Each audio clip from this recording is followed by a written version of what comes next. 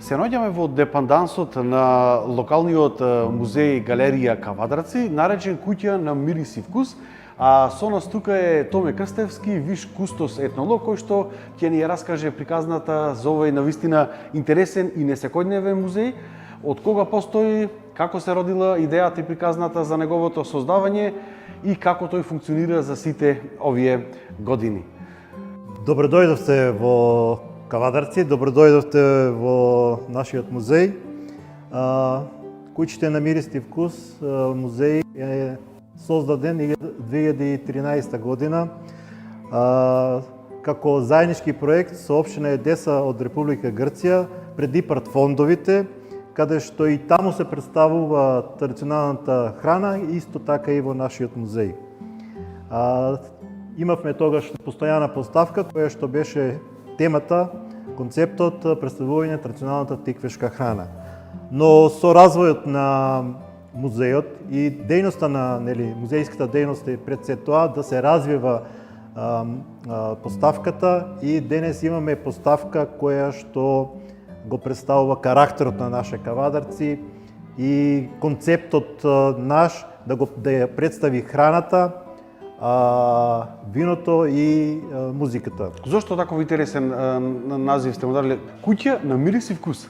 Затоа што Кавадарци е познат по тоа што има добри вина, добра ракија, вкусот, мирисот сепак се работи за храната која што ја имаме, поготово храната која што и од турскиот период има оставено влијание врз не само врз предметите кои што ги имаме тука за производство, правење на храна и производство на храна, него и самата храна, разни видови на јадења кои што се користат и до ден денес на овие простори, во овој етнички предел Тиквеш. Музејот ни е составен од 4 дела: винарски дел, селска куќа, селска соба, градска соба, спомен собите на Васил Хаџиманов и Никола Бадев. Ќе започнеме со овие два предмети кои се археолошки артефакти во оваа етнолошка поставка која што се доказ за производство на вино и на ракија. Од кога потекнуваат овие артефакти? Втори век пред наша ера, но треба да спомнеме дека имаме развој на лозарството и винарството во Тиквишијата од тој период и сите овие предмети кои и потекнуваат од тој период и сите овие предмети се најдени на територијата на општина Кавадарци од археолошки локалитети. Ова се бахинали игри кои што се одржувале во одреден временски период каде што се славел богот Бахус. Но треба да го споменеме тука и богот Дионис. Во античкиот период на овие простори се славел богот Дионис, односно имало Дионисови игри во Тиквишијата. Кон крајот на март се одржувале мали Дионисови игри или селски Дионисови игри, а во првата половина на април месец се големите, односно градските Дионисови игри.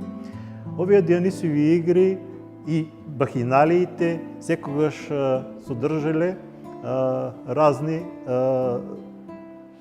театралности, тривијалности, блудови. Дури има и податок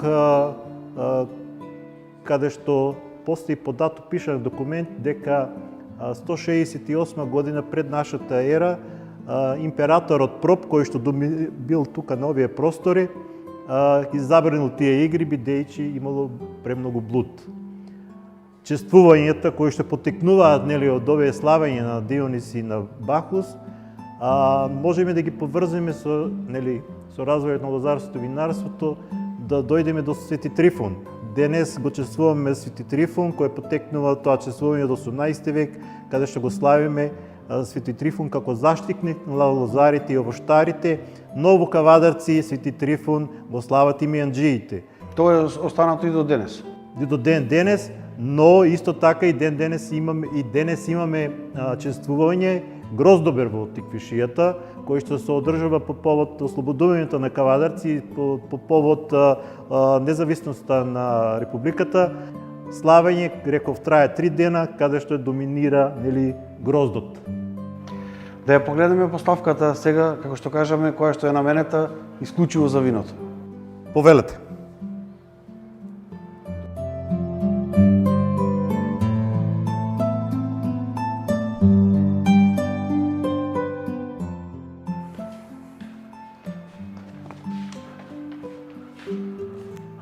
Почнуваме од овој дел каде што се шишињата.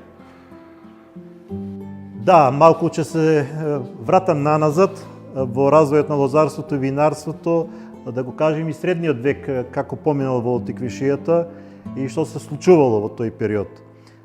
Сакам да ви известам дека средниот век е карактеристичен тоа што турците дошле тука, прво. Втора работа, лозовите насади се обработувале екстензивно, минимално, односно биле во раците на манастирите и црквите во тоа време. Куранот не дозволувал да има користење нели на алкохол, имаме забранување на тој развој на лозарството и винарството. Кога доаѓа до експанзија, да се поврзиме со ова вино, доаѓа до експанзија 19 век, крајот на 19 век, 1885 година во Кавадарци фамилијата Велкови ја формира првата винарска визба на Балканот. Приватна винарска визба се вика Тиквеш. Имаме и визит карта од тој период, имаме етикети кои што ги користеле во првата половина на 20-ти. Ова се оригинал вина и оригинал етикети. Етикетите се оригинал на долните шишиња, а во горните шишиња, овие три шишиња се на фамилијата Велкови. Ова шише е од 1926 година, виното е од 1926 година, за да може ние да го представуваме тука. Другите две шишиња се по нов датум. Тоа е најстарото вино. Најстарото вино кое што го имаме ние тука. Во фамилијата Велкови има постари вина, каде што и доминира тие вина и неговите предмети во Винскиот музеј на град Кавадарци.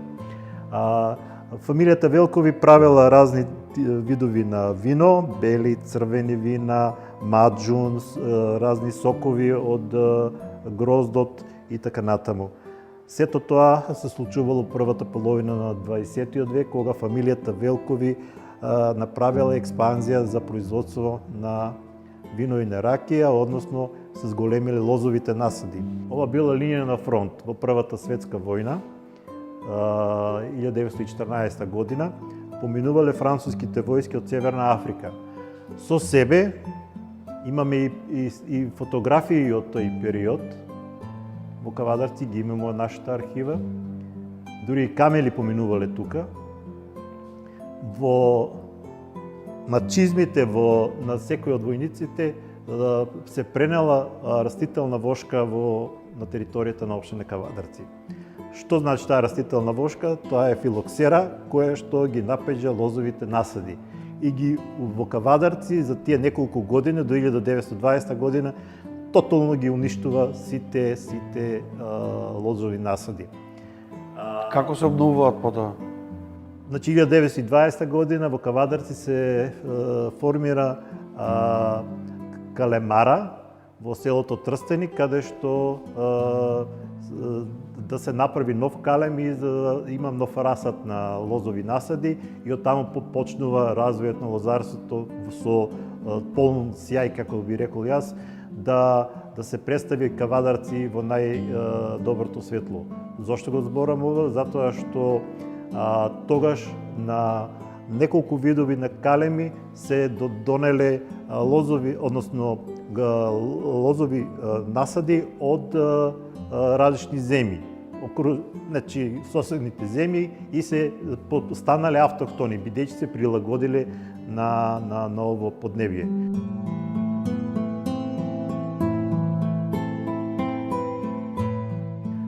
Фамилијата Велкови, овие тројца браќа, кои што секој си ја знаел својата работа. Тоа е приказката. Еден од браќите ги обработувал лозовите насади, еден од браќите правил вино и ракија, а третиот бил трговец, бизнисмен бил. Одел во Солун. Тука лежи и успешноста на целата приказна. Оди во Солун да ги однесе неговите производи за да ги продаде.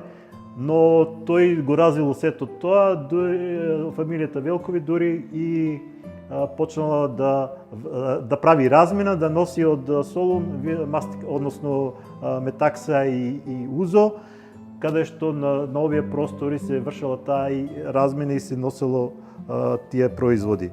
Ова е мулјачот од првата половина на 20 век на фамилијата Велкови, малку како да кажам, среден, но и до ден денес работи. Ламја го викале, бидејќи собирал во тоа време еден кош грозје. Ги задоволувал потребите, бидејќи од 50 до 80.000 килограми на грозје во првата половина 20 век произведувале фамилијата Велкови. Како импозантна бројка е тоа за производство на вино и за производство на вино. Овој казан е и 800 килограми може да собере комиње внатре и да се дестилат да се направи ракија. Значи толку вложувале во самото производство. Дали другите предмети се исто така од фамилијата Велкови кои што се тука потекнуваат од нив? Тоа е пресата која што ја имаме, која што се добива маџун. Пресата се полни со грозје, се стават на горниот дел дрва и со вртење на овој дел се пресира грозјето и се добива гроздов сок. Во теквешијата гроздовиот сок со долготрајно варење правиме маџун. Имаме тука разни прскалки, исто така и прскалица германска која што е од фамилијата Гркови од Ваташа. Од 1928 година датира таа прскалица.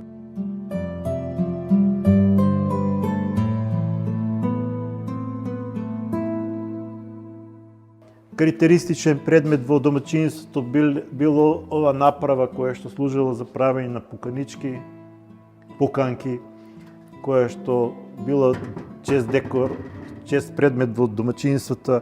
Ова направа е за печење кафе. Да би се задржал на овој предмет, катарка за вино. Се смета дека во таа размена која што ја вршеле фамилијата Велкови и со другите фамилии е донесена во Кавадарци од Солун. На неја има старогрчко писмо и година 1812 година. Начинот на градба на подрумите е карактеристично во Кавадарци, како се правели подрумите, односно куќите, самата изглед на овој дел ни е направен од природни материјали и тоа глина, слама и трска. Така што на овој уметнички начин на прикажување го доловуваме моментот на изградба на подруми во теквешијата во тој период негде, што реков, првата половина на 20 век.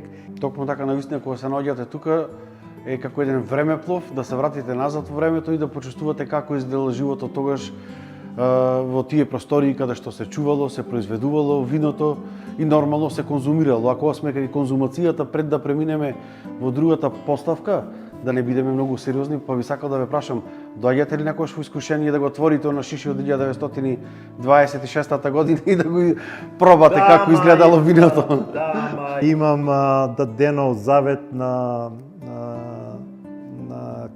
Коле Велков дека нема да го отвориме тоа шише. Само едно е? Не, тоа е од 26-та година е едно, а другите се малку по-нови вина, негде 70-80 години, течноста внатре. И не знаеме какво е виното. Има ризлинг добар, тоа го знам сигурно, така да со Никола Велков имаме добра соработка.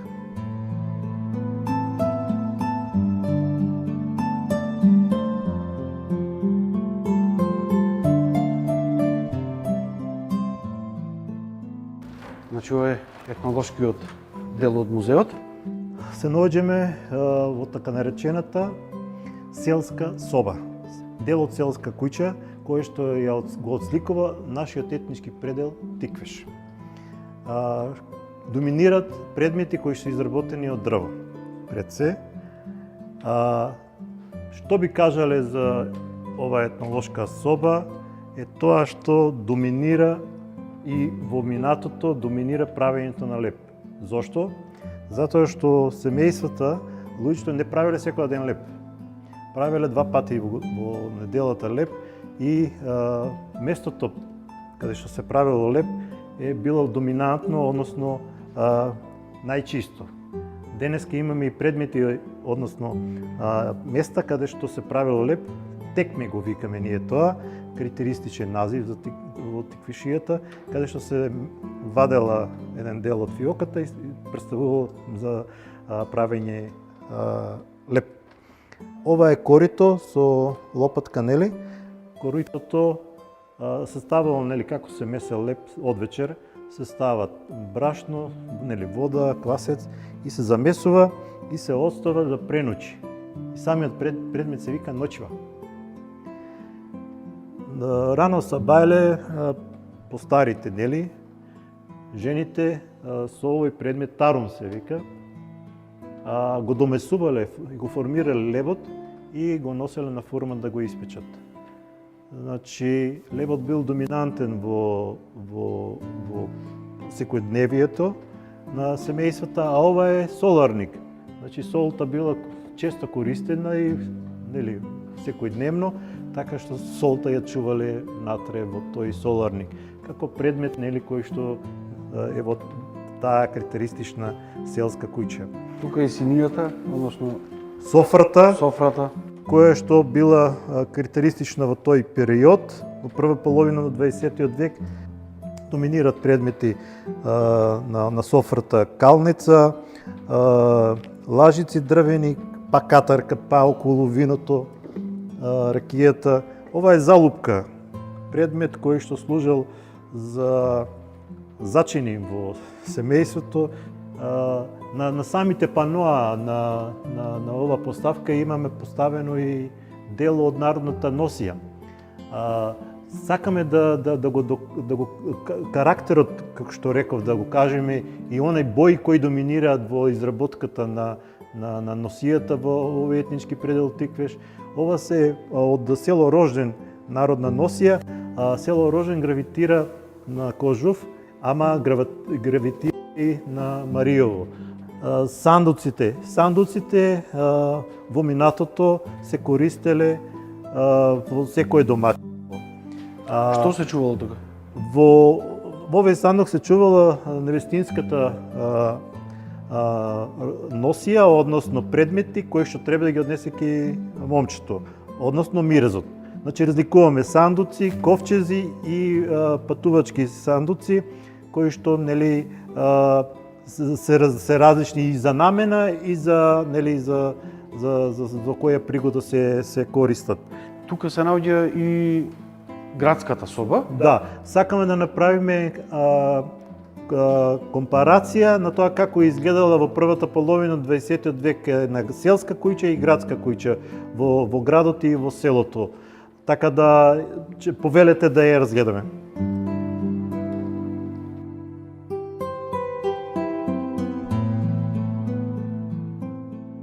Овие предмети тука, од кој период потекнуваат?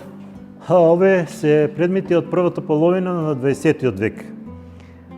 Морам да спомнам дека е ова семејно наследство на фамилијата Цветкови од Неготино. Се работи за етнички предел Тиквеш, кој што ја напушти внукот на Кирил Цветков, кој што ги имал овие предмети како семејно наследство. Кирил Цветков, кој што од Неготино, ја напушти нашата држава и ни ги остави овие предмет, ова семејно наследство на користење на музејот. И тоа е целта на музејот, секој музејската дејност, за да може ние да го прибереме ова и да го заштитиме фактички и да го презентираме и промовираме ова културно наследство на широката јавност.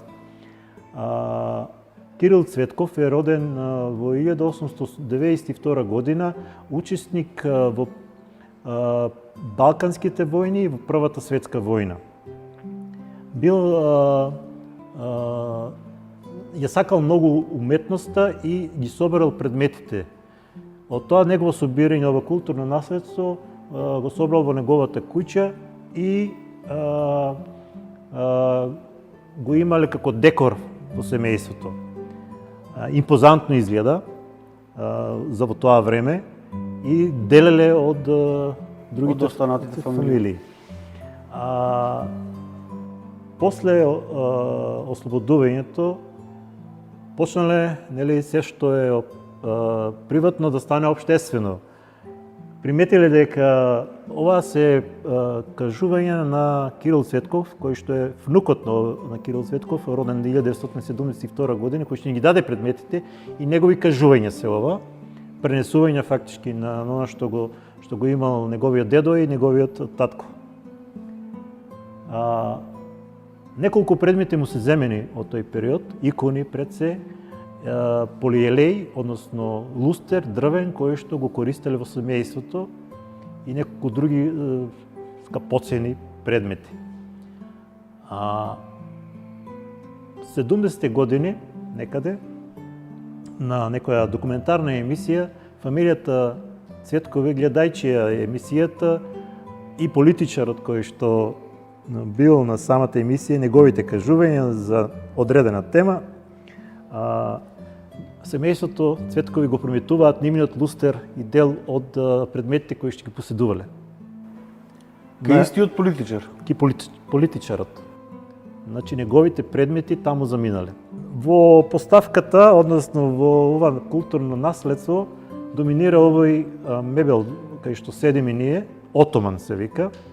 Отоман потекнува од престолот на султаните во Турската империја, каде што доминираат тие таквите грандиозни... Овој стил на мебел. Да, овој стил на мебел.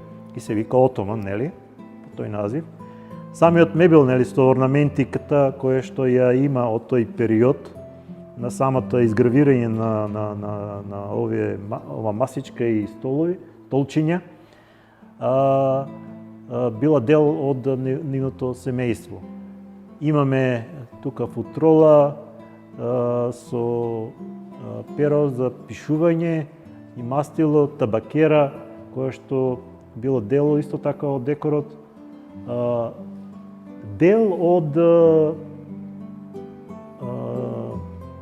Дел наменет за жената. Женски дел каде што имаме кутија за накит и имаме таму огледалце и предмети за чување на пудра, кој што останала. Ова е табак за дел од албум, каде што фотографии се чувале од семејството. Исто така има добра резба, така што ова е од Орав.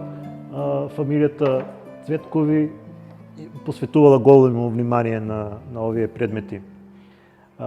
Еве еден предмет кој што го докажува, нели,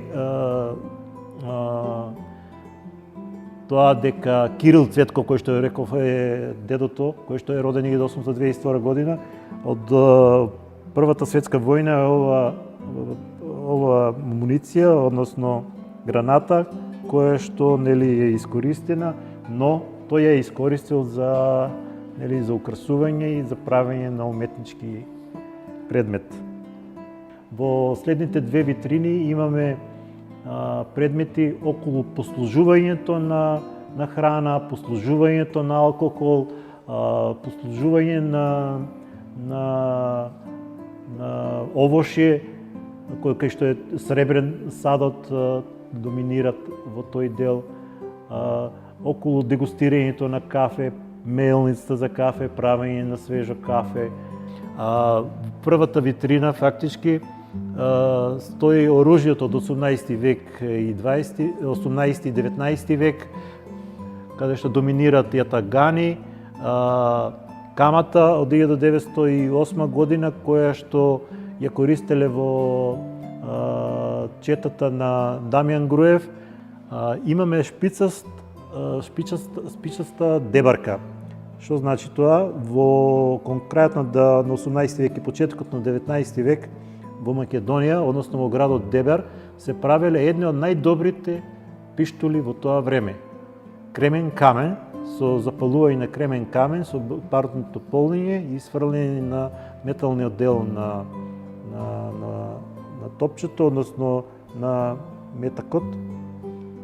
И бил дел од секојдневното парадирање во наводници на тогашните иматели на овие пиштоли.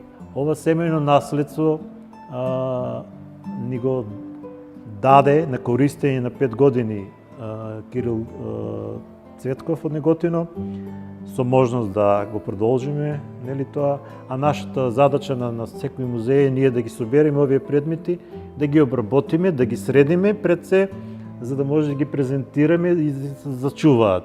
Значи, тоа е основната цел на секој музеј, а и на нас, за да може секој посетител да ја чуе приказката за оваа фамилија и да види со какви предмети се располагало во тој период од нашето живење.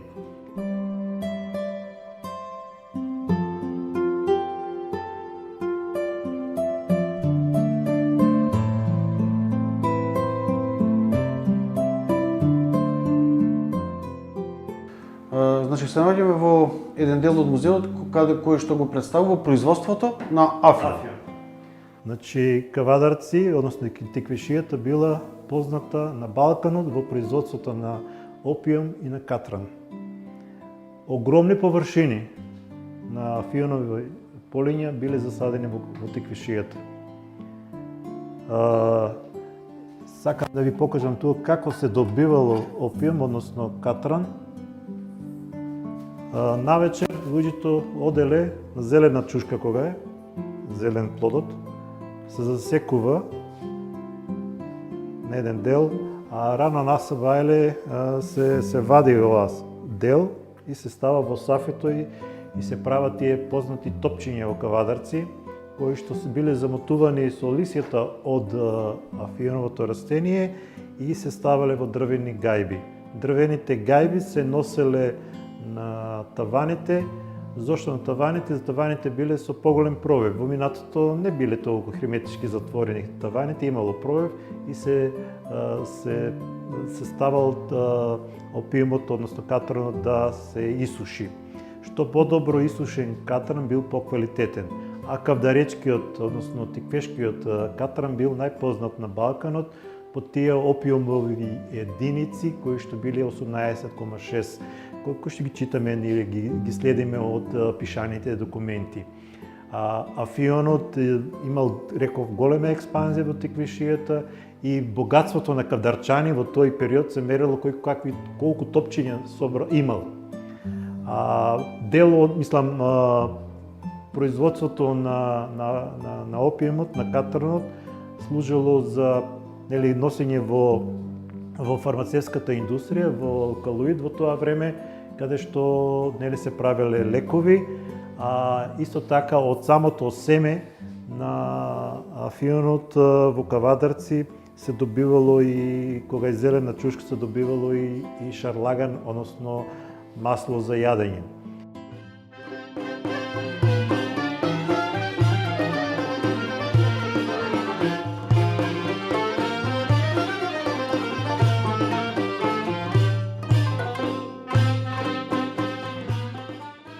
Ова е спомен соба на доенот на македонската изворна песна Никола Бадев, роден во селото Глишич, непосредна близина на Кавадарци. Растен во семејство кое што било земјоделско, но исто така растен и меѓу луѓе кои што имале осет за музика во тоа време. Дури имаме и анегдот, Васил Хаджиманов му ги дал првите тактови на хармоника за да Никола Бадев ја почне таа негова кариера. Никола Бадев, како што реков,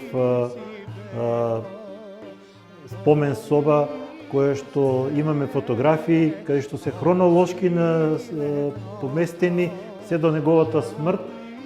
Две витрини кои што имаме лични предмети на Никола Бадев, народна носија која што доминира во ова негово катче и исто така и статуата која што е дел од ова спомен соба.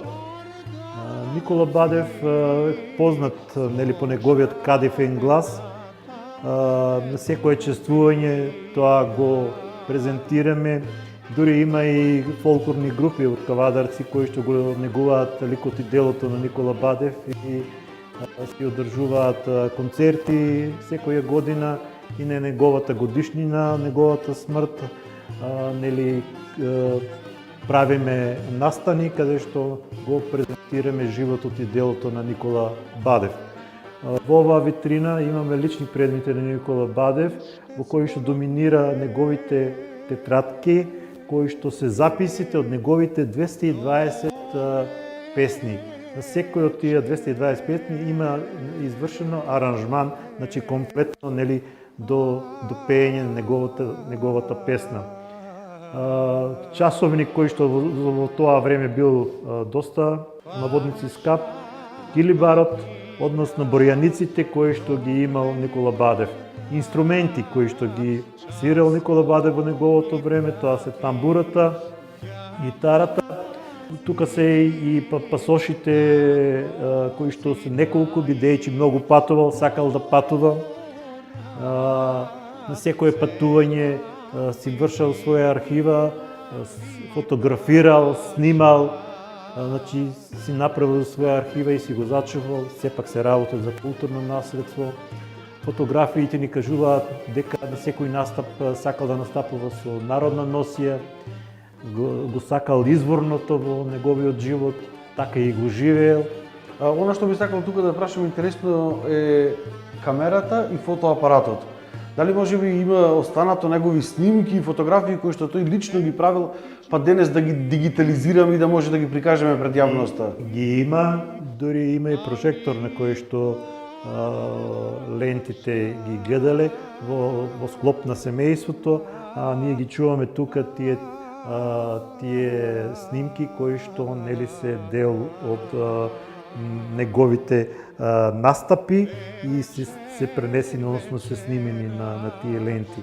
А додека пак имаме на CD се сите оригинални снимки ставени. Имаме и плочи кои што нели винилски плочи кои што ги имаме во ова наша поставка, но заштитени ни се сите песни кои што се ставени, оригиналните песни се ставени на CD, за да може да се зачуваат така. Бидејќи грамофонот, исто така има и грамофон тука, но не можеме да го користиме за да ги чуеме оригиналните снимки кои што тој ги поседувал. Првиот настап, односно првото појавување негово било на настан во радиотелевизија Скопје 1951. Неговите черки, гледајќи го, видувајќи дека сакаме да го представиме кавадарци и карактерот, ни ги донесоа, ги дадоа овие предмети кои што ги имат. Во последната витрина имаме предмети кои што се признанија добиени за време на неговиот живот, но и посхумно. Во витрината доминира медалот, златната медаља, која што пред 2 години ја додели председателот на државата за исполнител на традиционална македонска народна песна, за заслужен граѓанин, како што реков, и таа стои во музејот да можеме да ја презентираме.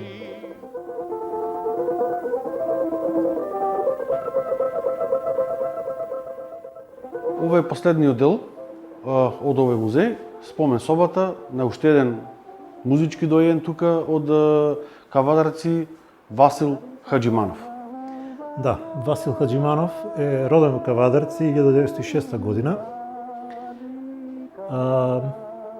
Нижо и средно училиште завршил во Кавадарци, Велес и Скопје. Пројавил афинитети кон музиката, но првото негово значајно, како да кажам, осознавање било во рамките на фармацијата. Зашто се запишал на фармацевски факултет во Загреб 1930 година. Дипломирал 36-та, магистрирал 38 година. Значи станал меѓу првите фармацевти во Македонија во тоа време. Познат е по тоа што е првиот етномузиколог од овие простори во Македонија и ја сака многу музиката. Како се откажал од фармацијата? Има една анекдота која што ја кажуваат на фармацевски факултет. Тоа што доаѓа на жена со рецепт да го земи лекот. Го дава на Васил, Васил го взима рецептот, го гледа и дава лек. По 5 минути од сета работа Васил сватил дека дал сосема друг лек и почнал да размислува, ја не сум за аптекар, за фармацевт, јас сакам да свирам. Така да во Кавадарци формира во 38 година фолклорна група која што сака да го представи сета традиција на секаде каде што ќе патуваат. Со фолклорната група, ова е таа фолклорна група која што нели го представува фолклорот од овој етнички предел Тиквеш на секаде низ Балканот. Почнал и настапи да има со пеење, дури освојувал и награди. Друго, сакам да кажам дека освен што завршил фармација, тој се запишал вонредно и на Виша педагошка школа за музика на Музичката академија во Скопје и ја завршува. Станува и музички уредник на радиотелевизија Скопје, учествува во разни театарски представи, снимање на филмови, документарни филмови и така натаму. Што е гениалноста на Васил Хаџиманов? Гениалноста на Васил Хаџиманов е тоа што во неговиот живот собрал 8000 народни песни. Тој сите тие 8000 народни песни ги запишал со ноти и со текст. Запишени и сите се чуваат во архивот на Република Македонија. Дел од нив, неколку стотици, се обработени во 4 книги, кои што ги имаме ние тука. 4 книги кои што обработени и презентирани да ние ги видиме кои се тие песни, со која тематика. Сигурно таму има и борбени песни, партизански песни, значи трудољубиви песни, нели дел од традицијата на македонецот. Од овие 8000 песни, 800 песни се албански песни снимени и обработени од населени места и села и градови од Македонија. Што е интересно за 1963-та? Освен што е трагичен ден, 26 јули, земјотресот во Скопје, е тоа што тој во тоа време пројавил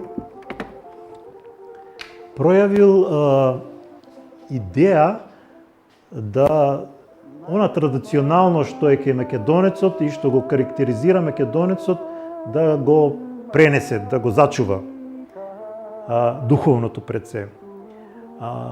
Мајките, луѓето кои што ги оплакувале покојниците, тој ги снимал со овој магнетофон, застанал настрана и ги снимал, за да ги сними тие тажачки, односно тажни песни, така наречени тажни песни. Но тие имат содржина, имат, како да кажам, она што се искажува животот на покојникот. Значи, оно што го следел животот и како го завршил животот на таа ден, каде што се загинети повеќе од 1000 луѓе. Сакам да напоменам како дојде идеја да овие предмети ги добиеме ние. Зафир Хаџиманов, неговиот син, на покана да го посети музејот, ја види оваа соба дека е тогаш во тој момент празна и му дојде на идеја сите предмети што ги има од неговиот татко, од Васил, да ни ги подари, да ни ги даде нас како завештение на музејот, да ние ги чуваме и за да останат тука. Зафир Хаџиманов почина за време на короната и некои работи не ги завршивме, како идеја ги имавме, но денес во музејот иде неговиот внук Васил Хаджиманов јуниор, кој што е џез музичар, живее и работи во Белград, Србија. Доаѓа тука и со идеи да почнеме да собираме и други предмети, да добиваме други предмети, сега од Зафир Хаджиманов.